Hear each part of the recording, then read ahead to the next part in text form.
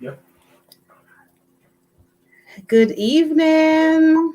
I don't know who is on right now, but I just want to say hi to everyone, those who are watching now and those who will be watching later. So I just wanted to come on here tonight to say thank you. Thank you for watching. Thank you for your support. It means the world to me.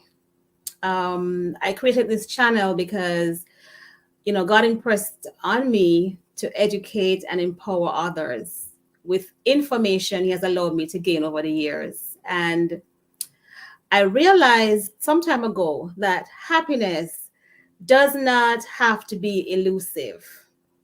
Living abundantly did not have to be just a dream, it could be a reality. Why? Because God promised that in John 10, verse 10. He says He wants us to live, to have life, and to have it abundantly. Abundance of happiness, joy, not necessarily riches, but just quality in our lives and joy. So, this is why this channel was called The Abundant Life Today. And my hope is to create a community of people that, can work towards that goal together through education and support. So I thank you for being a part of the Abundant Life community. Today, I wanted to come here to address a subscriber question. So I did a video some time ago on called "What's in a Thought," and someone asked the question, "How do I control negative thoughts?" I did go over it a little in the video, but it goes deeper. So today, I really want to go into that. And this is my first live, people. So be patient with me. I'm going to do my best to hopefully, encourage you tonight and communicate what I came here to do. So let's start off with thoughts in general. So thoughts are intrusive. And if you think about it, the intrusive means they intrude. They come when you least expect them to come in your mind. They just show up sometimes. And these thoughts sometimes are unpleasant, and sometimes they are worries that we might have in our lives. The key thing to remember and to know is that what we think about in our minds affect how we feel and what we do. What we think about in our minds affect how we feel and what we end up doing, how we perceive situations around us. So negative thoughts don't just come into our minds and do nothing. They don't just do nothing. They impact us. They impact our lives. When thoughts are unpleasant, they bring up unpleasant feelings, you know, and when we feel unhappy or uncomfortable or sad, we end up doing unhealthy things like not eating okay or not sleeping well or sometimes isolating ourselves or being unkind to people or unkind to ourselves. So you really want to reduce negative thoughts and you really want to get rid of them if you can. So that is the goal of tonight's talk. You know, I want to cover 3 steps to reduce or get rid of negative thoughts. I see people joining in, so I'm happy about that. I'm going to click on the comments so I can see. Oh, I see some people. I see Donna Ray and Kareen. Hi, guys. I see Gabrielle. Thank you for joining me. I appreciate you being here a lot. Um, so let's get into the 3 things that we want to cover tonight. 3 steps to get rid of negative thoughts. So let me just say them up front. Negative thoughts, they have to be examined, resolved, and challenged. Let me repeat that.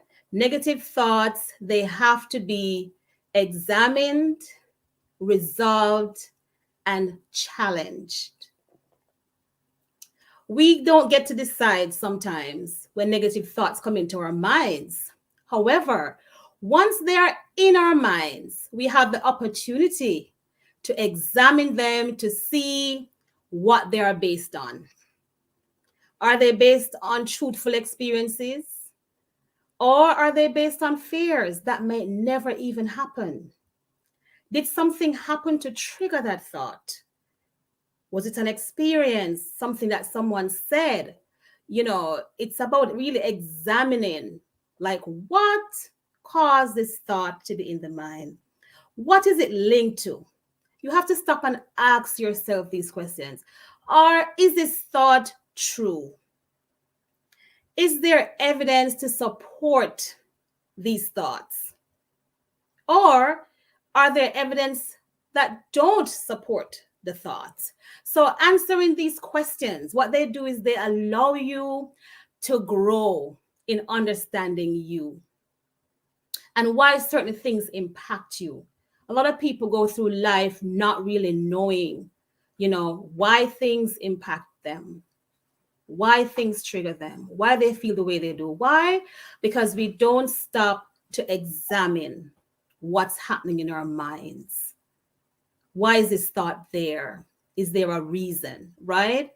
So when examining these thoughts, you might realize that they were based in fears, probably, that were not even real. A lot of times we have thoughts in our minds that are based on what if, maybe, this could be, and we have a whole reaction, sometimes tears, distress, about something that is not even real. So it's very important to really stop and examine, are these thoughts real? Was there a trigger? What brought them here in my mind? Sometimes someone's perception of you, they might have said something about you or to you, and it's just in your head, you can't let it go. And the truth is that person doesn't even contribute to your life, or maybe they do. So in those situations, examining why you have the thought is critical, because then you can say, is this true about me? And if it's not, then that's something that needs to be addressed. And if it is, that's something that needs to be addressed. So the first thing we want to do is examine the thoughts. Hi, Sandra, I see you. It's been so long. Happy to see you. So the first thing you want to do is examine the thoughts. Examine them. The next step is to resolve negative thoughts. So we want to resolve them. Let's talk about that. So if you realize that your thoughts are impacted by situations that you can change or that you created, then it is important that you try to resolve whatever that is, if possible. So say, for example, you had a disagreement with someone and it keeps coming back to you because you said something that was hurtful. You didn't really mean it, but it keeps plaguing your mind. It might be helpful to resolve that situation by making a call and apologizing and trying to have that conversation with someone. It might be a situation at work. You may have stuff to do that's piling up on you, or a business matter that you have been avoiding and not addressing, or even just stuff around your house that's piling up on you because you're so busy. And avoiding it is impacting you feeling unfulfilled, or that, I can't get anything right. This thing is just there and I'm not fixing it. So it's important that you're able to think about the thought and try to resolve it. So if there are things that needs to be addressed that you have control over, being able to create a plan as a way forward, or trying to examine what it is that, prevented you from getting those things done. Right? And please, if you have any questions, just go ahead and ask them. It will help me too. It's my first time doing this, so having you here is relaxing me. So thank you.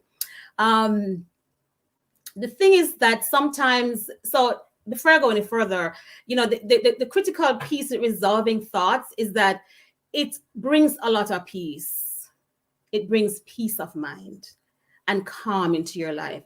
It's almost like you have this turmoil and then you faced it and came up with a resolution to it.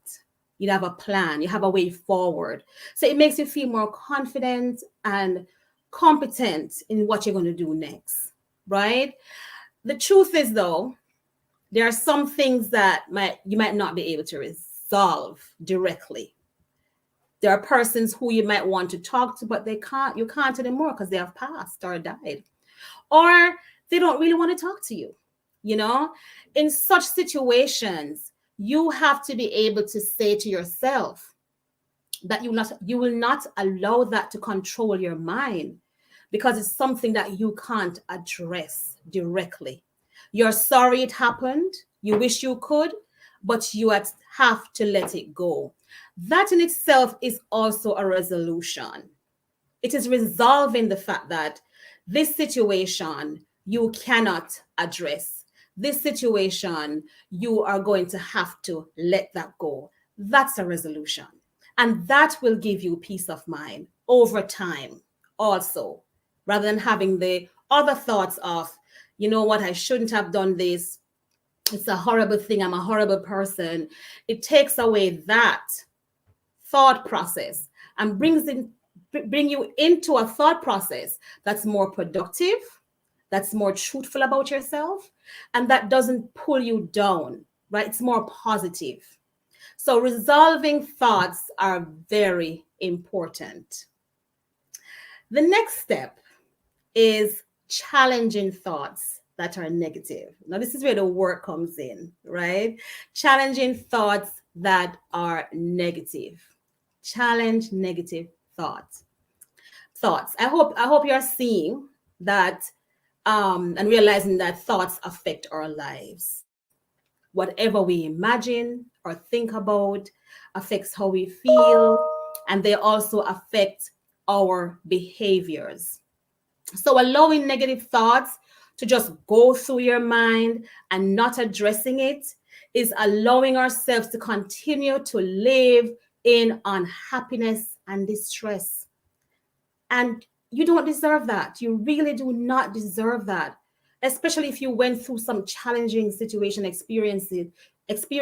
You don't deserve to be reliving that every single day of your life. That's not fair to you, because you deserve to be happy and live abundantly, because God promised that to you, right? So the point I want to bring out tonight is that you can control this process. You are not helpless. You can control this process. You are not helpless. So let me give you an example. First, after you examine the thoughts and you try to resolve it, I want to point out this before I give you the example. Before I move to the example, let me point this out to you. That even though you examine a thought and resolve an issue, it doesn't mean the thought goes away. And you know what I'm talking about. It doesn't mean the thought goes away. Thoughts come back. They are intrusive, right? So they will be back, right? They will come into your mind sometimes, as I said before, when you least expect it. So this is where the challenging comes in, right? Because when they come back into your space, now that you have examined them, now that you have a resolution, this is when you can challenge them. You're not ready to go to war. But the difference is, before you weren't prepared for the war, but now you're prepared for the war because you examine the thoughts, you have come to a resolution as to how you're going to respond to that. So now you can challenge the thoughts when they come into your head. I hope that's making sense to people. This is something I have done for myself, so I know it works. I have challenged a lot of thoughts over the years, and a lot of them I don't remember anymore because it has been successful. I have gained a victory over that. So that is the goal of challenging the thoughts, because even though you resolve them, they do come back into your space. Okay. So challenging thoughts, what does that look like? It really involves you talking to yourself. and creating self-statements that are truthful to counteract the irrational or negative thoughts, right? So when the thought when the thought comes back, right? Being able to say, you know what, stop. I'm not doing this anymore. Repeating to yourself something like, I am letting this go, or this is already resolved. I am okay. I am moving on with my life right now. I don't need to have this in my headspace, or I can't change the situation. So I'm choosing to let it go. Practicing that every time a particular thought comes into your mind, what it will do is help your brain to know what to do the next time the thought comes up. And after a while, you know what happens? It becomes automatic. The brain develops a pathway and it becomes automatic. Initially, it's a lot of work, but after that, your brain just does it on its own. Isn't that amazing? God is so amazing. He created the ability for us to be able to change our situations. It doesn't have to remain. Whatever bad habits you develop, by retraining your brain, you can develop new ones and good habits, good thoughts, new thoughts. But it takes a lot of work. So, say, for example, if you have a negative thought that says, I am ugly, unloving, I am not worthy of love, that thought can cause feelings of sadness, unworthiness, anger, hurt, which can result in you avoiding people, not trusting people enough to get to know you, or trusting people too easily because of fear of them not loving you, eating too much or not eating at all because of depression or sadness, low motivation to achieve your goals because you don't think you're worthy of them, you can't even achieve them. And sometimes we subject ourselves to abuse in our relationships, whether with friends, families, or our partners, because of this thinking that I am unworthy, I'm not worthy of love, I'm not good enough, I am unloving. If you allow a thought like that to keep going through your head, you will be unhappy and make others around you unhappy. So, what do? As I mentioned before, you examine that thought, put the thought on trial. Ask yourself, why am I feeling this way? Is there evidence to support that belief, that core belief in my mind? Where did it come from? You have to investigate and get to the root of it. Is there any evidence that goes against that belief? Right? And if there is no evidence to support that belief, then you have to create a challenge statement, right? Create a challenge statement, which is a truthful statement. We can't lie to ourselves.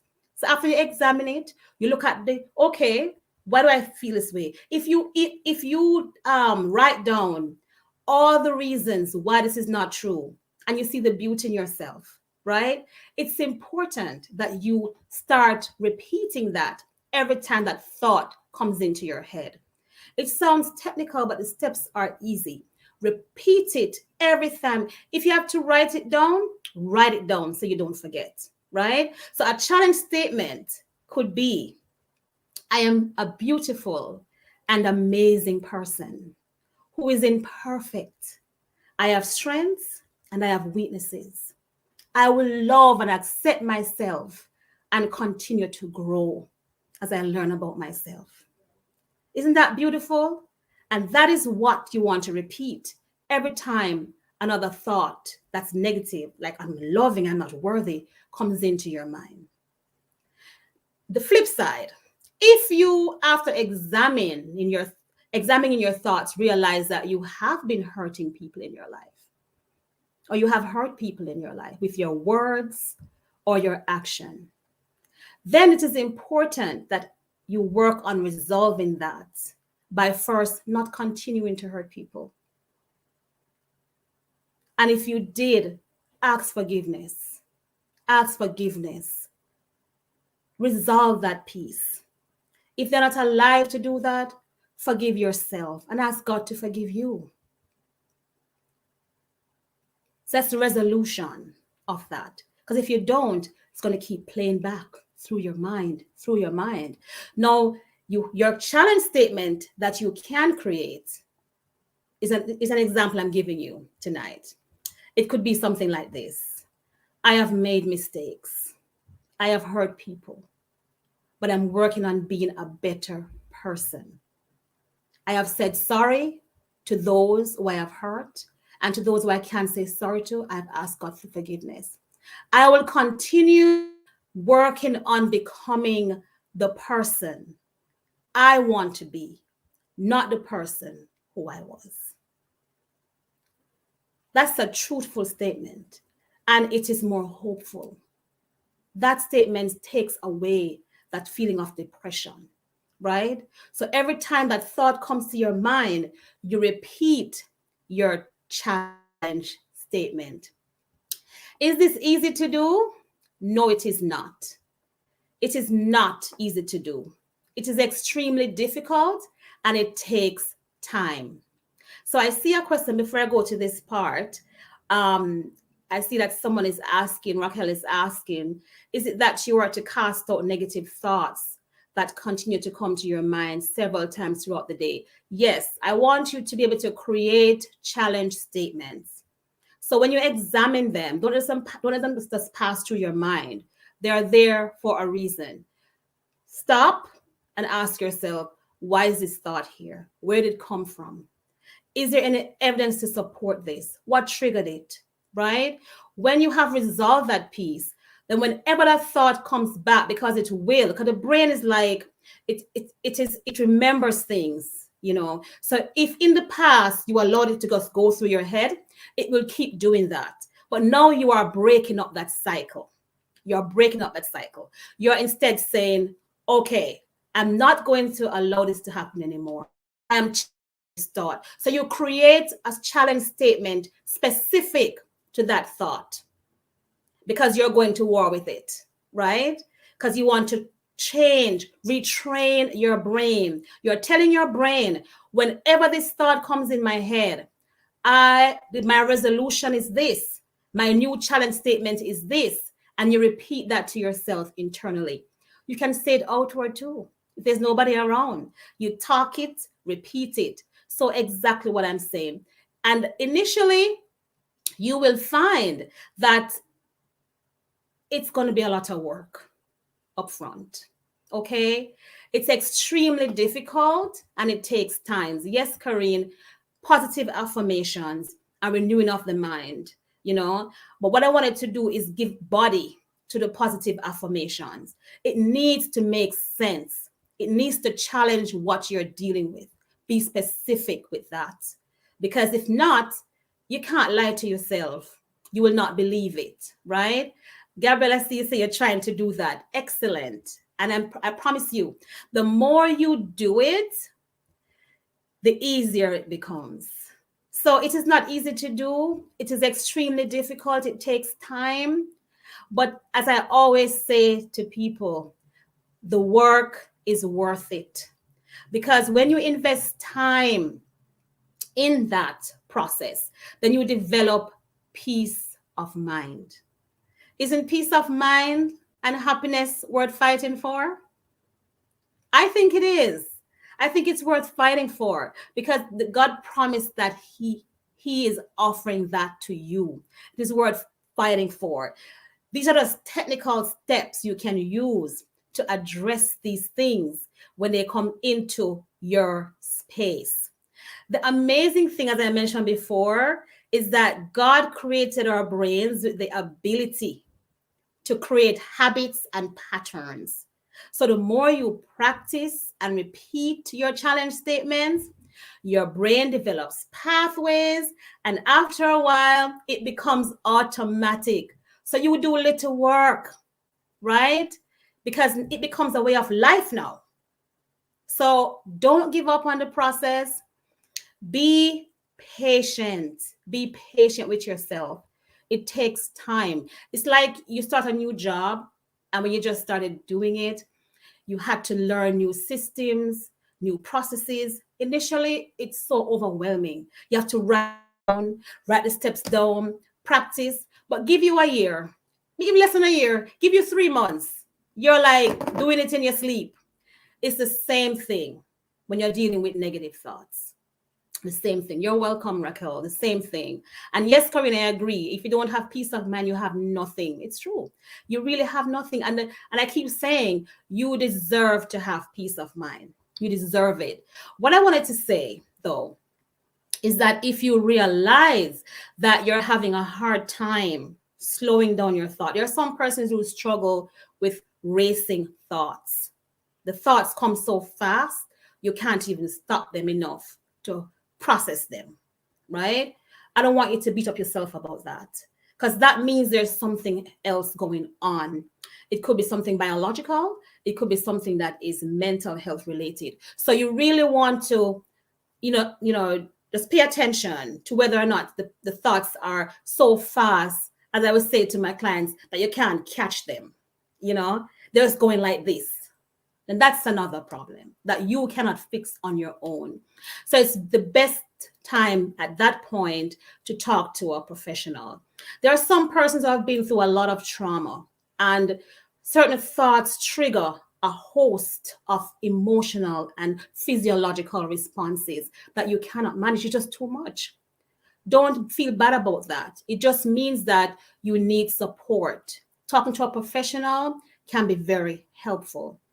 If you don't have the racing thoughts and you don't have those overwhelmingly triggering experiences, you can use journaling, which is great. Documenting, writing the thought down, looking at the evidence that goes for or against it, taking it out of your head. Because sometimes having things in our minds is so overwhelming, but being able to write it down, it takes it from the mind and it helps you to process it in a better way visually, right? So you can try using journaling to help you. But I repeat, if you find that things are, harder for you to process because of your history or you're racing, please do not sit there and suffer. I have worked with so many people racing thoughts or traumatic experiences, and they have gained a victory with support, right? But from meeting with people who are trained to assist. Okay? I don't want you to forget that. So that was the steps in a nutshell. I hope you found it helpful. I just want to remind you tonight that you do not deserve to be dealing with stuff that are negative every single day. It's almost like having a person sitting beside you every day, just telling you things in your ears, constantly telling you things in your ears that's negative. Like, how on earth can you live like that? You don't deserve to live like that. You don't deserve to live like that. And that's how negative thoughts are. They're very persistent, right? And they show up. It's like an unwanted guest.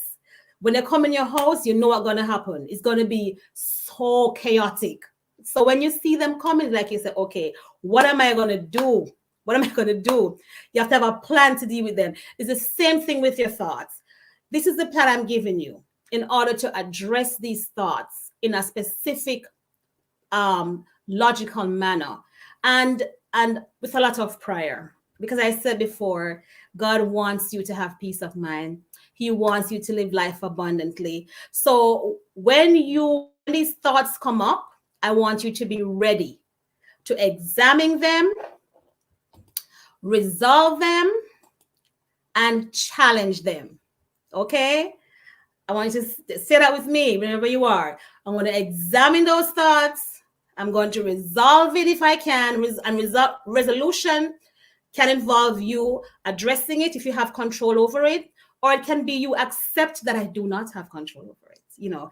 The point is a resolution happens. And that's when you can go on to the challenging when they come back. So you want to examine them, resolve them, and challenge them. So what I want for you is for you to be in the driver's seat. Don't have your thoughts just driving you around and you're following behind them. Okay. You think of this today and it takes you there and it takes you there. No. Stop. Just stop that, And, there's a stop technique. We're just repeating stop literally helps you to stop thinking if there isn't a more extreme issue happening. So just saying stop, you literally stop thinking for that moment. When you do that, you go into your sets: examination, resolution, and then challenge, and creating your challenge statements. Okay. I hope this was helpful for you. This is my first live. I'm hoping to do this again, hopefully in the future. And please just send your questions. I would love to respond. I would choose to do that in a video or in a live session. I see you saying, Karine, that you learn to accept the things you cannot change. Can you to maintain your peace? Exactly. It's being able to resolve that. Can I change it? If I can't, I'm letting it go. If I can, let's work this out, right? Because it will no longer have the power over me. Okay? Because I want you to be living life abundantly, because you deserve it. I don't care what you did in the past, right? That's why God gives us forgiveness, forgiving yourself and seeking God forgiveness. And when the devil comes up and tell you all the things that you did and bring up back everything, I want you to tell him your challenge statement. You know what? I have resolved this. God has this. I'm working on this. This is who I am. That's how you do your challenge statements. And the more you keep repeating them, they become a way of life. You are welcome, Sandra. Welcome, Karine. Thank you so much again for joining me, everyone. And to those who will be watching this after, thank you for watching. And please continue to be a part of the Abundant Life community and invite your friends, to just watch and let's just learn and grow together. Okay? Good night, everybody. You're welcome, everybody. Thanks for coming. Appreciate you all. Bye. Thank you.